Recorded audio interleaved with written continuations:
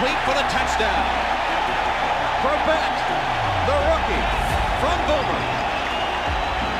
He grew up in Garfield, New Jersey, 10 minutes from Giant Stadium. But short of a first down, Corbett was able to work free. What a move by Wayne Corbett. Absolutely unbelievable. You're talking about a kid who is just all heart.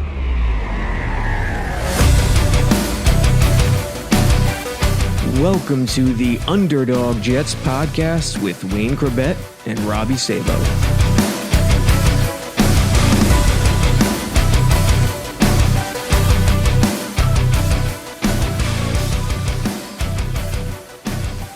Welcome back, New York Jets fans, on this Wednesday night, August 3rd.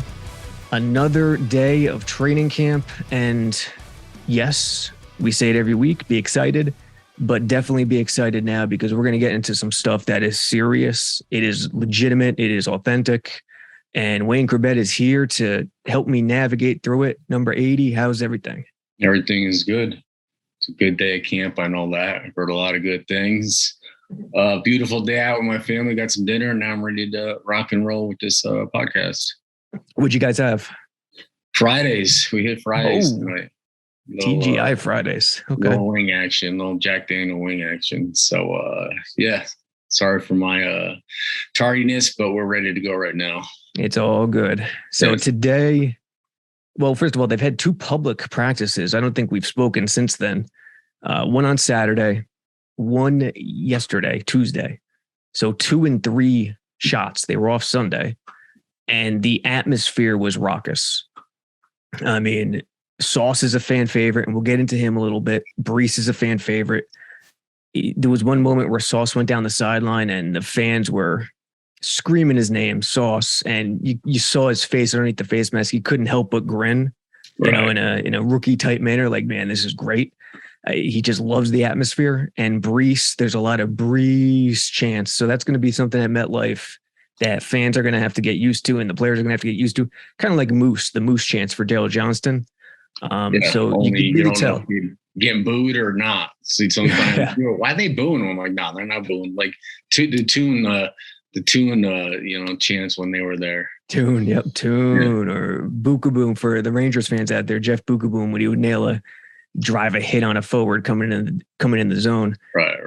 Yeah, those are always the non-sports fans are like, whoa, I thought they liked this guy. Why are they booing the hell out of him? But get used to those Brees chants. Sauce.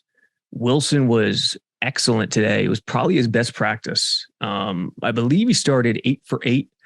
I don't really get into the stats, but I can't help but not see them on Twitter at times.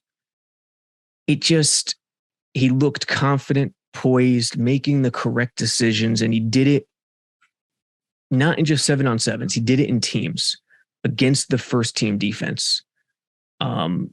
I like it. Elijah Moore, he connected to Elijah Moore in the back line of the end zone during a red zone drills. I think it was at the 20. So they had to go the full 20 yards, maybe 15. Hit Garrett Wilson a couple times. Corey Davis, quiet day. Hit Tyler Conklin a couple times. So, and then yesterday, Brees Hall made a beautiful back shoulder catch down the sideline I think it was from Wilson, but I'm not sure. He could do it all too. We'll get into the rookies, but yeah, Wilson looked pretty good today. Yeah. Like you said, and you have a lot of these pundits coming out saying that he's going to take the biggest step as far as the sophomore quarterbacks, kind of like the Joe Burrow, step from rookie year to second year. I'd take anywhere close to that. Yeah. You know what I mean? But a lot depends on the weapons they put around them. And look at last year to this year, what they're starting in the training camp. I mean, it's like night and day, what they have between the tight ends and the healthy receivers and, 2 solid running backs that can catch the ball. So, I would expect him to advance his performance considerably this year. By the way, your guess about which knee Becton hurt was right on the money. It was the right knee, and it makes sense that he's at right tackle now because he'll be pushing off of his left leg. Yeah. So I spotted that today. That's a hell of a thing. Becton got rid of some demons a couple days ago, a little training camp puke moment, but that's not uncommon for any football player. We've all been there. The guy I want to start with though is Sauce Gardner. Right. Listen, don't put him in the Hall of Fame yet. He still has a lot of stuff to navigate, to work through. But this guy, and you see it on the film, you know his traits, but when you watch it in person at 6'3" or whatever he is, how long he is, his hips, his change of direction is absurd. It's, what did I say in the tweet? Near fictional. A human should not be able to move like that. This kid is going to be a star, and I think he's going to make an impact right away. I can't say enough about Gardner and then the entire defensive backfield. Yeah, I don't know if you got to pump the brakes a little bit on that. I know he's very talented. I want to get these Jets fans in a frenzy. Come on. Great tools, and he's great for the team. He's great for the city.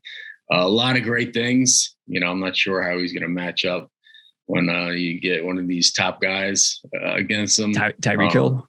Tyreek Hill, yeah, different kind of receiver. Maybe some of these bigger guys he's going to match up with great, and the quicker guys. But yeah, I'm on board with you. I just want to see it first before I enshrine him in Canton. Mm-hmm. But yeah, there's a big reason he was the first pick, that they had in the first round. I'm a believer too. I just want to see it translate into the regular season. Yeah, absolutely. And as soon as I was talking about his traits on Twitter, my following tweet was, listen, Jets fans, don't put him in the Hall of Fame yet. He's got to navigate through some stuff.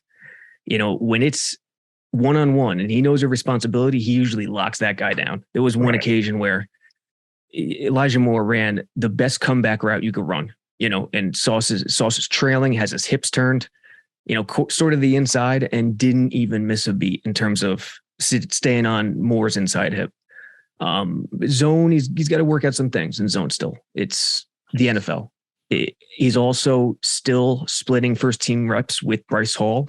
Right. And I think that's the right move. To your point, Saleh does that with rookies. So week 1 against Lamar, against Rashad Bateman, fellow rookie. Who else do they got? Marquise Brown's not there anymore in Baltimore, but I know Bateman will be there. Duvernay will be there. He'll have his work cut out for him for sure. Yeah. It's good to get the both of them reps, and both of them end up playing. And I know there's talk about moving Bryce Hall. And they're looking at the guy from the safety from Bengals, Bates. Yeah, Jesse Bates. Maybe looking at him, but you can never have too many corners. Mm-hmm. Things happen, people go down, and just experience you got last year. Definitely someone nice that you can go there and take some reps away from these guys in the game or in practice. So it's a blessing to have two guys that can both fill that position. Absolutely, and then you got DJ Reed, Jordan Whitehead, Joyner, they are, and then Michael Carter II in the slot. Out of all the positions, I've been impressed most with this secondary. They communicate. Those two veterans incoming, Whitehead and Reed, do a lot. Reed is like Gardner's big brother out there. So, very early in the process with all these new guys, it usually takes some time. But with this group, it doesn't seem to be that way. To me, they are the most impressive group right now. Yeah, I said when we signed those guys, Reed and Whitehead, that, not household names maybe. I mean, we know who these guys are. Great players, but great locker room guys, great leaders. And you can see that they're taking care of the young guys, kind of helping them go through the training camp blues and everything like that. So, great mix of young and old. Not that those guys have been around a long time. And it's only going to help these guys give them more. They did that extra split second through coverage to get lost in it, and these guys coming off the end, get to the quarterback. Yeah, if Lamar, and I've said this, people have yelled at me saying Joyner or someone else is old. If he's actually old, I'm an ancient relic. Right. 33, however old he is, that's nothing. Right. But yeah, the DB group, Gardner, at the very least, Gardner is not going to be a disappointment. That's for damn sure. Elsewhere, receivers still playing very well. Garrett Wilson had an injury scare yesterday off the line. He was playing, it was a tighter split, and he tried to release. I don't know who was defending him, but it was in press. And he kind of twisted his ankle and didn't get off the line, fell down, and everyone went, uh-oh. But, shortly after that, after he limped to the sideline, he was fine, got back in there, and away we go. And no injuries so far, which is a huge thing. We see it in the press conference. Robert Saleh is always knocking on wood when someone brings it up. And you could tell the extra care that this organization is putting into making sure these guys stay healthy is there. And so far, so good. Yeah. It has a lot to do with coaching, having the tempo be a certain way, combative, but not, dangerous. Coaches handle things differently. At some point they want to, I think the only time we really ended up going full go was after a couple of days just on the goal line, just to get a good feeling of that. But these guys are smart. They know how to protect each other, but get the best of each play. And that's part of being professionals. They, have these young guys out there going, blazing full speed, trying to show up the first defense and vice versa. So, it has a lot to do with what comes from Coach Saleh and the coaching staff.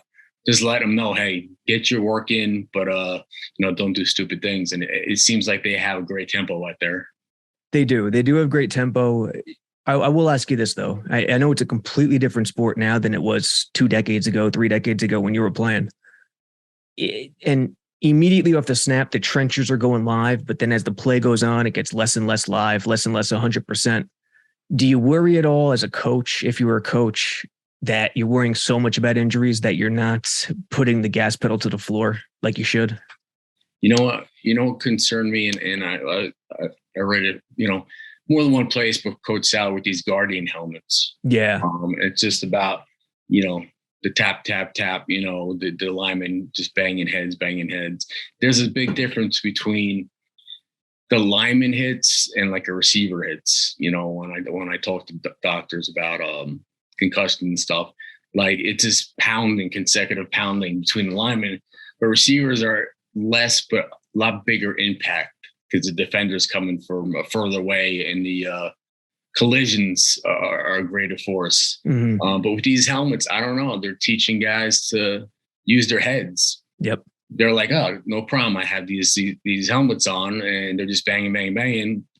But when it's time to take them off and play, they might think it's safe to just do the same thing and lead with your head. And, it's a false sense of security wearing these things. So I'm kind of on the no side. Yeah, me too. I know it'll help some things, but, as long as they know when they do take them off, they still have to be, head up, see what, hit what you see and all that stuff. So I'm not sure how I feel about it, but I definitely see what Coach Saleh's concern was. Yeah, I do too. This thing kind of snuck up on me. I didn't realize they were coming, and I didn't realize it was league wide. Yeah. I don't even know when it started, to be honest, but it's when you're playing a sport, when you're doing anything where you can't sit there and think like it's a chess match. Yeah. You do what you practice. You do what you're used to, like the golf swing. I'm obsessed with trying to get the right golf swing. Right. You can't, think about it every time you swing. You just do what you normally do when you practice. And that's the way it is in football. So, it could lead to bad tendencies where you lead with the helmet because that cushion's there. Yeah. So, exactly what I'm saying. So, yeah. I don't know. All in all, I'm sure it's a good experiment they're doing with it. But, like I said, these guys just have to realize that they just can't count on leading with their head and, and all that comes with it. So, hopefully it doesn't, increase head injuries, but I don't think it will. But it's just something I thought about when I heard Saleh mention it. No, it's valid. I mean, I guess the only positive is if you have an old school coach who bangs the whistle on your helmet for making a boneheaded mistake, kind of protects you from that ringing noise. Yeah, I don't know. Like I said, they're trying. NFL's trying everything they can do to eliminate head injuries. So, I'm sure they did all the research on it, invented the whole thing. So I'm sure in the long run, it's the best thing they can do. Yeah. Speaking of big collisions, Becton, we'll talk about the big man again. He's playing right tackle. Good call out by you in the last podcast. It was his right knee that he injured. So he's pushing off his left leg in pass pro now, in his slide, in his kick. So during individuals today, funny moment, they were going through this drill, this one-handed punch drill with Benton. the O-line coach, and Ben didn't like one of the reps Becton took, and he challenged him to do it again. So Becton had a snarl, took it seriously, one arm punch, and knocked Becton down. And it was something Becton liked, and the coaches liked, and Becton helped him up, and they all loved it. That's what I said when you told me. I said, don't poke the bear, man. Let him do his thing.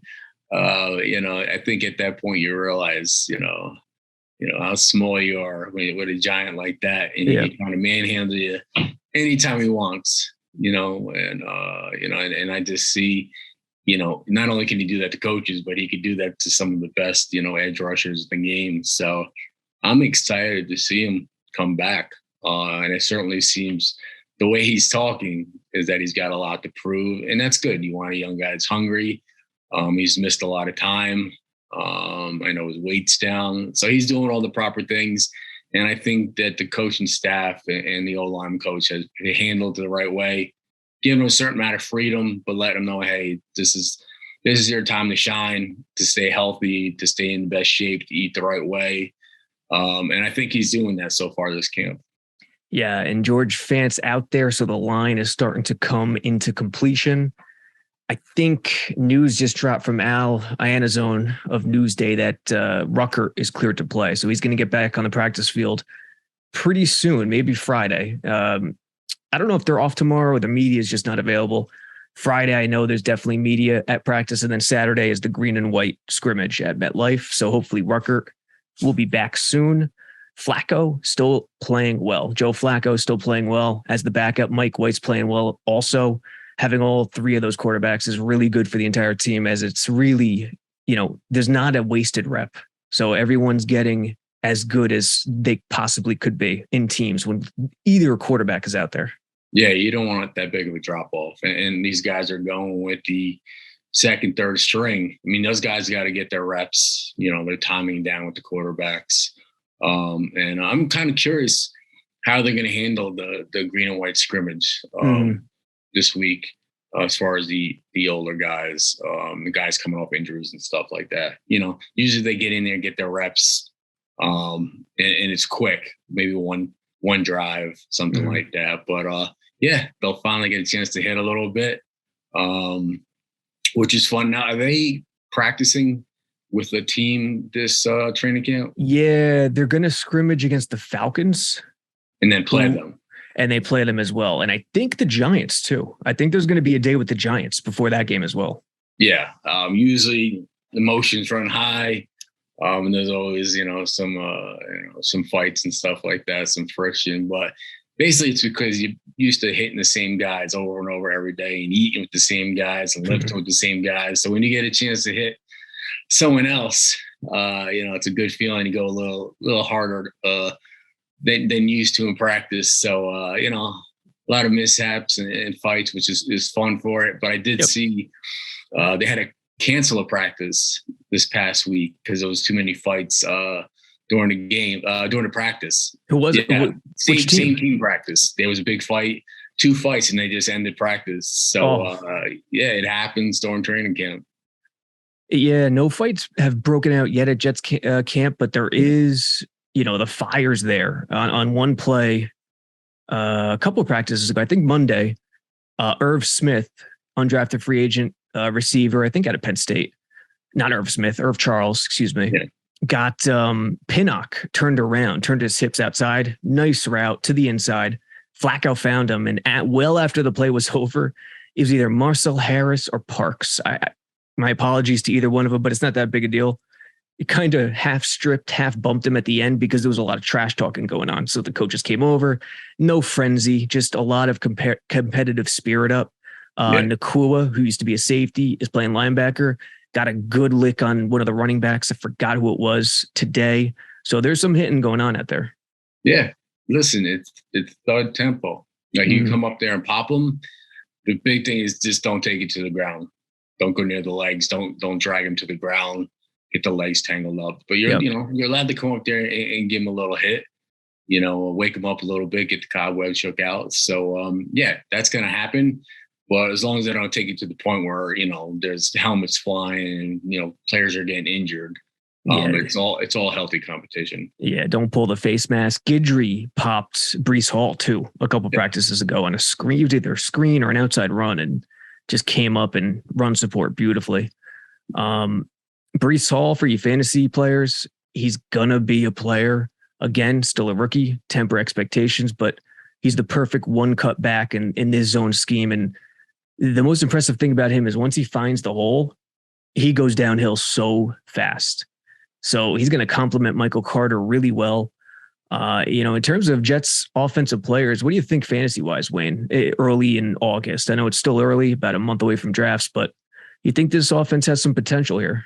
Yeah. It's going to be spread out the ball a lot, but basically it's those two running backs, and that's it. I'm curious who's going to get the carries inside the 5, that kind of thing. But, I've heard, I don't know what the odds are in Vegas, but between Garrett Wilson and Brees Hall, they're, two of the top contenders for Offensive Rookie of the Year.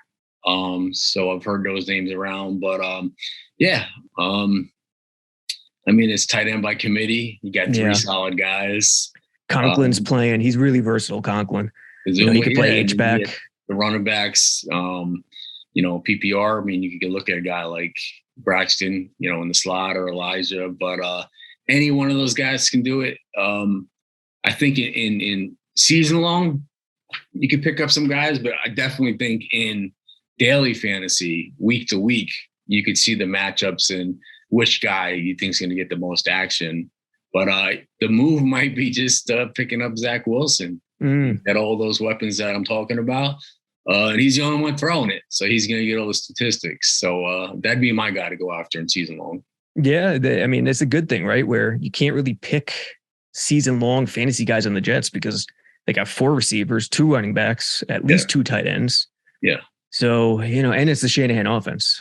Carter and Hall all day. They're going to split a lot of the workload. Yeah. Some of the under the radar guys standing out at camp, Zonovan Knight, undrafted running back. He's really impressed me. He's got a good chance. I know Tevin Coleman's still not out there. They're going to keep him if he's healthy, most likely. But Zonovan Knight's been good. Rashard Davis has been good, number 18, CFL standout. Even Bradley Anae, edge out of Utah a few years ago. They got him from Philly. He's making some plays as well, which adds more D-line depth. So, and then Quan Alexander, we haven't talked about him. They just signed him. He's going to be huge next to Mosley and Nickel because they really needed a cover linebacker. So he's in the mix. He's already made his presence felt a couple of times. Yeah, he's a dog. He gets out there, gets after the ball. The hitter, he's a talker. So I think that's a pretty good pickup. It's going to be another one of those things that we literally look back at and say, wow, it's a pretty creative and good move by Joe Douglas. And it's the little moves like that, that don't get noticed as much, but that could be a guy that makes a difference. Yeah, absolutely. So when are you getting out there this August?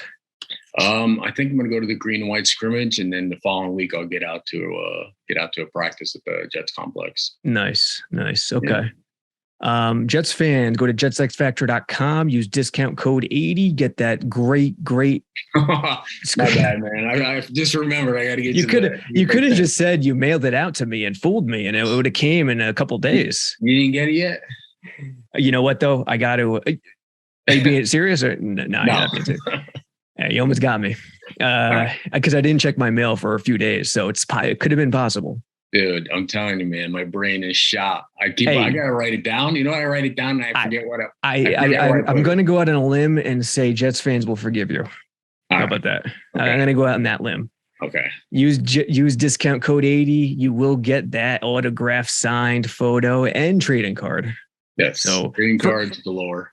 Yes, for those who are owed, and we'll go with the next 10. I like that number 10. Yeah. With the next 10 people who sign up in real time at 8:37 p.m. Wednesday night, August 3rd, we'll get a trading card in addition to the autographed signed 8x10 photo. One of 4 options. Go to jetsxfactor.com and check it out. The best thing you can do for us is share this video from YouTube, share the podcast from iTunes, rate and review.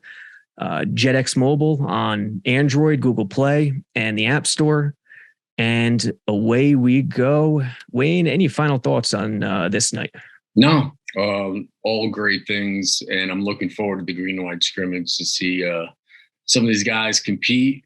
And I think there'll be a lot of people there. A lot of people are excited about this year, and I'll be the first person to tell people. They're like, "Oh, we're excited every year. Is this for real?" I'm like, "Yeah, it's for real. Mm-hmm. This is different. Things are different. It's a lot to get excited about, and I say things could turn around, and I think it could happen quickly. And I think it's gonna this year."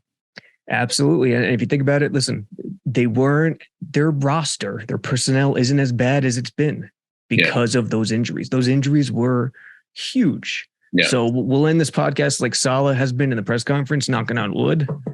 And so far, so good. They're staying healthy. But until next time, Jets fans, we'll be back soon, probably after the green and white scrimmage, and we'll see what comes from that structured environment. Take care, guys. All right. Take care, everyone.